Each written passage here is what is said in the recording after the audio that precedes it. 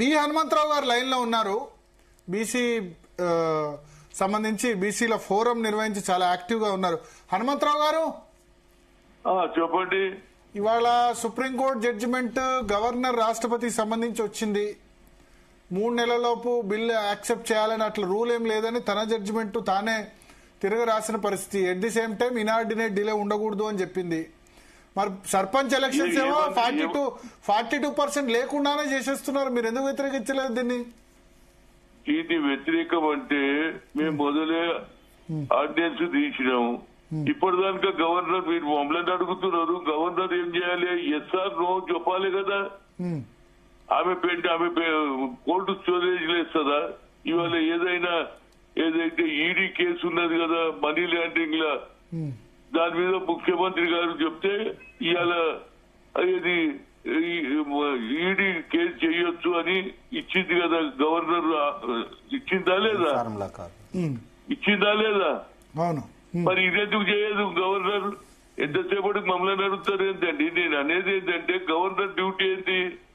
మీరు అసలు గవర్నర్ చేసే విధంగా మీరు ఒత్తిడి తీసుకురావట్లేదు. ఇండియా కూటమి ఎంపీలు ఎందుకు పార్లమెంట్ సమావేశాల్లో గొడవ చేయట్లేదు? జంతర్ మంతర్ ధర్నాకు రాహుల్ గాంధీ ఎందుకు రాలేదు? అది కాదండి, నన్ను అడుగుతున్నారు.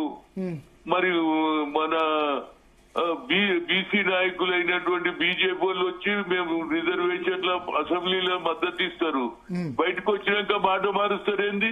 ఇప్పుడు జస్టిస్ ఈశ్వరయ్య గారు కూడా ఉన్నారు.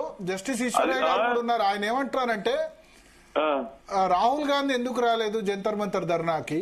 రెండవది ఇవన్నీ కూడా ఇప్పటి వరకు అది కాదండి, రాష్ట్ర ముఖ్యమంత్రి రాహుల్ గాంధీ రావాల్సిన అవసరం. రాహుల్ గాంధీ రేపు ఏదైనా మాట్లాడేది ఉంటే పార్లమెంట్ లో మాట్లాడతాడు.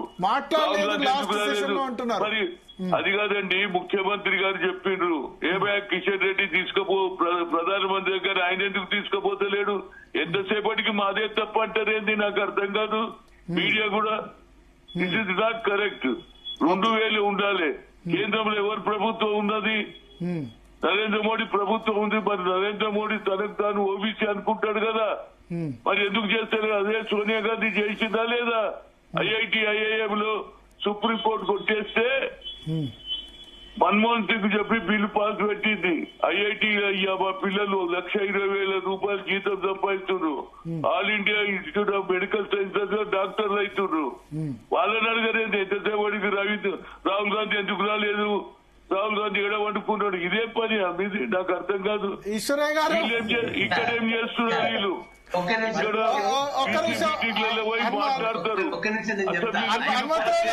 హనుమంతరావు గారు ఒక్క నిమిషం, ఈశ్వరయ్య గారు మాట్లాడతారట. ఒక్క నిమిషం. హనుమంతన్న ఒక్క నిమిషం. హనుమంతన్న ఒక్క నిమిషం. హనుమంతరావు గారు ఆడియో లో ఉంది. పీసీఆర్ గారు ఇది ఒక్క నిమిషం హనుమంతరావు గారు మాట్లాడింది, నేను జవాబు చెప్పా. Thank you. ఒక్క నిమిషం హనుమంతరావు గారు జవాబు చెప్పారంటే భవిష్యత్తు అంతా ఈజీగా మాట్లాడితే ఎట్లా భరత్ గారు? ఒక్క నిమిషం మాధవరెడ్డి గారు. ఈశ్వరయ్య గారు బీజేపీని ఎందుకు